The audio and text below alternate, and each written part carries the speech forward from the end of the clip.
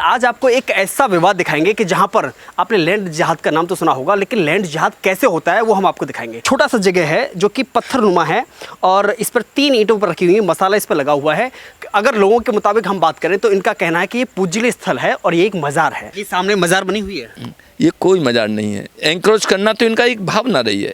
कहीं 4 ईंट लगा के कहने लगते हैं तो कब्रिस्तान है। मेन रोड, तमाम मेन रोड इन्होंने कब्रिस्तान से घेर लिया है। आखिर एंक्रोचमेंट कब तक चलेगा? समस्या क्या है? हिंदुओं से समस्या है या हिंदू संस्कृति से समस्या है या उसके सांस्कृतिक कार्यक्रमों से? तीनों चीज़ों से है। हिंदू से भी समस्या है, सांस्कृतिक से भी समस्या है और इनके जो प्रोग्राम होते हैं उनसे भी समस्या रहती है। जब हमारे यहाँ काली निकलती है तो ये लोग उपद्रव पैदा करते हैं कि यहाँ से नहीं निकलेगी, वहाँ से नहीं निकलेगी। हिंदुस्तान है, पाकिस्तान नहीं है। पहली बात तो ये बात बता दे रहा हूँ मैं, हिंदुस्तान है, पाकिस्तान नहीं है। यहाँ काली जहाँ से चाहेगी वहाँ से निकलेगी। उत्तर प्रदेश में बाबा की सरकार है। ये लोग उपद्रव अभी भी पैदा कर रहे हैं और उपद्रव जब कर रहे हैं तो इनको मुंह तोड़ जवाब भी दिया जाएगा। नमस्कार, मैं हूं केशव मालान।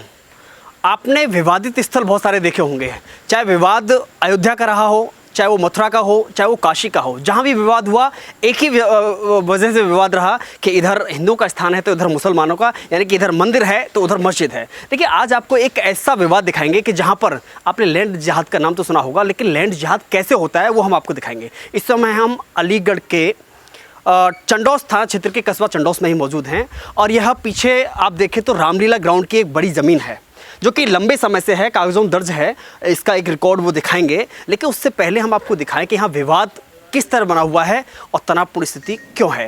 क्योंकि उधर से एक जो मेन रास्ता है उसका एक बड़ा गेट बनता है, लेकिन जब दोबारा यहाँ पर गेट बनाया जाता है तो उससे पहले यहाँ पर देखिए, ये एक आप छोटा सा जगह है जो कि पत्थरनुमा है और इस पर 3 ईंटों पर रखी हुई है, मसाला इस पर लगा हुआ है। अगर लोगों के मुताबिक हम बात करें तो इनका कहना है कि ये पूज्यनीय स्थल है और ये एक मज़ार है। अब इसी को शायद आप लैंड जिहाद कह सकते हैं और इसके नाम पर इस रामलीला मैदान के गेट के निर्माण को रोक दिया जाता है और जबरन रुकवा दिया जाता है और स्थिति ऐसी पैदा की जाती है कि अगर इसके निर्माण को पूर्ण किया जाएगा तो हालात काबू से बाहर हो जाएंगे। अब आपको मैं इसकी एक सच्चाई दिखाना चाहूँगा। इस पूरे ज़मीन में आपको दिखाऊंगा कि ये ज़मीन किसकी है। इसका एक बाकायदा आधिकारिक बोर्ड लगा हुआ है। मुझे लग रहा है उस बोर्ड को आपको देख लेना चाहिए। ये पीछे मस्जिद की ज़मीन है जिसमें आप देखेंगे कि आपको गुम्बद दिखाई देंगे ऊंचे ऊंचे। पीछे एक बड़ा गुम्बद है, एक मस्जिद की दीवार है और ये जो आपको रंगाई पुताई के साथ में दीवार दिख रही है ये आपको रामलीला ग्राउंड की एक ज़मीन है। और इस पर ये शायद यहाँ के लोकल स्थान के व्यक्ति ने नहीं बल्कि यह संपत्ति नगर पंचायत चंडौस की है और जिसका गाठा संख्या 662 अंकित है, दर्ज है, जिसमें स्पष्ट तौर पर बताया गया है और यह नगर पंचायत चंडौस के द्वारा इस पर लगाया गया है। लेकिन जब यहाँ पर एक तिनके को भी साफ किया जाता है तो समझो भूचाल आ जाता है। वह ऐसा इसलिए कि विवादित मामला और यह कह करके विवाद पैदा कर दिया जाता है कि यह वक्फ बोर्ड की ज़मीन है। वक्फ बोर्ड का दावा कैसे हुआ, क्यों हुआ? पहला एक बहाना कि लैंड जिहाद, यानी कि 4 पत्थर लगा करके उसको पूजनीय बताना, उसको मज़ार घोषित करना और निर्माण के यानी कि रामलीला मैदान के उस गेट के निर्माण को रुकवा देना, पहला। और दूसरा ये कि जब यहाँ पर सफाई की जाती है तो उसको वक्फ बोर्ड की ज़मीन बताया जाता है, एक दावा किया जाता है, लेकिन दावा यह झूठा साबित होता है। मुझे लग रहा है कि अब 21 तारीख से यानी कि अभी रामलीला शुरू होने वाली है, एक बार यह विवाद फिर से पैदा हो गया है। यहाँ पर पीएससी पुलिस तैनात है सुरक्षा की दृष्टि से, लेकिन सवाल ये खड़ा होता है कि आखिर हिंदुओं के स्थान पर एक मुस्लिम समुदाय का किसी न किसी पे कब्जा करना किसी तरीके से या उस पर दावा करना या वक्फ बोर्ड का सहारा लेना, मुझे लग रहा है लोगों से बातचीत कर लेनी चाहिए। सर, क्या नाम है आपका? दानवीर वर्मा। क्या कहना चाहेंगे, विवाद आखिर ऐसा क्यों पैदा हुआ? क्योंकि लंबे समय से ये किसकी ज़मीन है? ये लंबे समय से ज़मीन क्या है, ये रामलीला ग्राउंड की है। यहाँ यो क्या लेडीज वार्ड है, पल्ली साइड में जेंट्स वार्ड है। जब भी ये क्या यहाँ हम छोटे से ही देख रहे हैं, इधर साइड जब सफाई होती है या टेंट वगैरह या कोई पाइप वगैरह गाड़ते हैं लाइट वाइट के लिए, तभी विवाद हो जाता है और पुलिस आ जाती है यहाँ। कई बार ये क्या विवाद हुआ है और यहाँ पीएससी आई है, अभी भी तैनात है। अभी पुताई के ऊपर ही ये क्या उन्होंने विवाद कर दिया। एक व्यक्ति ने ही सफाई पे ही कह दिया, तो एक व्यक्ति के कहने पे ही सफाई के पे और पीएससी यहाँ आ गई। जी सर, क्या नाम है आपका? डॉक्टर धर्मवीर सिंह चौहान। इस ज़मीन पर नगर पंचायत की बोर्ड लगा हुआ है और उन्होंने कहा है कि यह ज़मीन नगर पंचायत की है, उस पर गाटा संख्या भी अंकित है 662। तो आखिर वक्फ बोर्ड की ज़मीन कैसे हुई? ये सदियों से हमारी विरासत रही है। पहले महाराजा भरतपुर का एक बहुत बड़ा तहसील थी हमारी, उसके बाद ये जिला पंचायत को चली गई, जिला पंचायत ने इसे नगर पंचायत को दे दिया। ये पूरी विरासत, पूरा क्षेत्र नगर पंचायत का है। यहाँ जब भी होता है ये लोग एंक्रोचमेंट करते रहते हैं और हमारे लोग शालीनता से बात करते हैं या कोई काम भी करते हैं तो इसका विरोध करने दें। ये एक संख्या में इकट्ठे होकर ये साबित करना चाहते हैं और प्रशासन को अपने काबू में ले लेते हैं, जो कि इनकी मानसिकता में बन गया है। मैं आपको बता देना चाहता हूँ, ये जितना भी क्षेत्र है ये हमारी विरासत का हिस्सा है, हमारी संस्कृति का जो सदियों से चली आ रही है उसकी अमूल्य धरोहर है। उस धरोहर के लिए हम क्यों नहीं करेंगे? और जब हम देखते हैं प्रशासन को, मैं आपको बता दें, अभी एक वाक़या गुजरा, योगी सरकार का एक दरोगा, मतलब मैं तो कहता हूँ एसपी को मारा। जब एसपी उसका प्रतिनिधित्व करता है, या कूट कूट कर मारा इन लोगों ने इकट्ठे होकर, प्रशासन ने कुछ नहीं किया। और आखिर इनको इतना बढ़ावा दे दिया गया है कि इनका आदेश हम क्या इन मुसलमानों का आदेश माने? अरे शासन में आदेश दे, प्रशासन हमसे कहे तब उनकी बात मान सकते हैं, पर ये कौन है? हर आदमी आके यहाँ दादागिरी करने लगता है और हमारे लोगों को हॉस्टाइल करता है। नहीं, समस्या किस बात पे? यहाँ पर रामलीला होती है, रामलीला का मंचन होता है, उस पर यानी कि हिंदू संस्कृति को बढ़ावा दिया जाता है, यह आपत्ति है और कोई आपत्ति है? मेन आपत्ति तो यही है, हमारी सांस्कृतिक विरासत से ये बहुत नफरत करते हैं, जबकि इनकी भी पूरी संस्कृति हमारी संस्कृति है।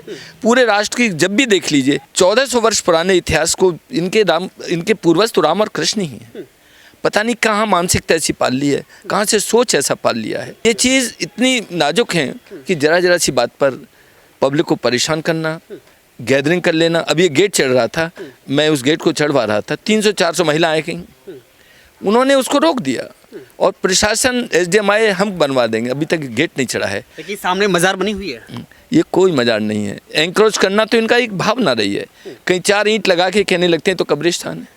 आखिर इस कस्बे में 11 कब्रिस्तान की तो बाउंड्री है, क्या 50 कब्रिस्तान हो गए? जहाँ देखो वहीं 2 ईंट लगा देते हैं कि कब्रिस्तान है। मेन रोड, तमाम मेन रोड इन्होंने कब्रिस्तान से घेर लिया है। आखिर एंक्रोचमेंट कब तक चलेगा? आखिर ये तुष्टीकरण, मैं कहता हूँ इस सरकार में भी तुष्टीकरण होने लगा है तो बड़े अफसोस, ये प्रशासनिक अधिकारी कर रहा है, योगी जी नहीं कर रहे। योगी जी आदेश देते, प्रशासनिक अधिकारी उसका फॉलो नहीं करते। अब कप्तान के सामने उसका एक इंस्पेक्टर इतनी बुरी तरह से पीटा गया, तो ये क्या है? पब्लिक कैसे इनका विश्वास कर ले? कल ये झगड़ा करें, हमारी पब्लिक कैसे, पीएससी नहीं तुम सीआरपीएफ लगा दो। जब इन्हें बदतमीजी करनी तो करेंगे, और ये कभी करे बिना मानते नहीं है। ठीक है, क्या नाम है आपका? जी, मेरा दिनेश कुमार। तो क्या मान लिया जाए कि यह मज़ार यानी कि 4 पत्थर लगा करके, 4 ईंटें लगा करके, मसाला लगा करके लैंड जिहाद किया जा रहा है? श्योर किया जा रहा है, क्योंकि पहले यहाँ पे मजार नहीं थी, ये बाद में ईंट लगाई गई है। जो यहाँ पे जैसे काम इसका कराया गया राम स्टेज का, उसके बाद में इन्होंने मतलब 4 दरवाजे चढ़ा चढ़ू के फॉर्मेलिटी पूरी करी है इन्होंने। इलाज क्या है? इलाज तो जी प्रशासन शासन ही करेगा। आम लोग तो ये है कि सब लोग इकट्ठा होकर कम्युनिटी अपनी के साथ में आ जाते हैं। हमारे पास में कम्युनिटी नहीं है। पंकज कुमार महेश्वरी। क्या कहना चाहेंगे, समस्या क्या है? हिंदुओं से समस्या है या हिंदू संस्कृति से समस्या है या उसके सांस्कृतिक कार्यक्रमों से समस्या है? इनको समस्या तो सब चीज़ों से, तीनों चीज़ों से है। हिंदू से भी समस्या है, संस्कृति से भी समस्या है, और इनके जो प्रोग्राम होते हैं उनसे भी समस्या रहती है। इनके लिए तो कोई भी समस्या हमारे लिए समस्या बना देती हैं ये। इनका कोई भी मतलब हमारा प्रोग्राम जो होता है उसमें ये इनका इन्वॉल्व होना ज़रूरी रहता है। और अभी जैसे पुताई का प्रोग्राम हो रहा था तो पुताई पे इन्होंने रोक लगा दी। इसके बाद सफाई पे रोक लगा दी। रामलीला की तैयारियां हैं इसलिए। हाँ, अब काली का प्रोग्राम होगा, वहाँ भी दिक्कतें होंगी। इनकी दिक्कतें होती रहती हैं इनकी। तो ये है इनकी। इलाज क्या है? इलाज क्या समस्या है? वैसे तो ये हिंदू और मुस्लिम की बातें कहती हैं, थाने में बैठ के तो ये बातें करती हैं कि हिंदू और मुस्लिम भाई हैं, और जब मामला आता है कोई तो हिंदू मुस्लिम भाई अलग लोग हो जाते हैं। ये है इनका टॉपिक रहता है। क्या नाम है आपका? मनोज शर्मा। क्या कहना चाहेंगे, इलाज क्या है?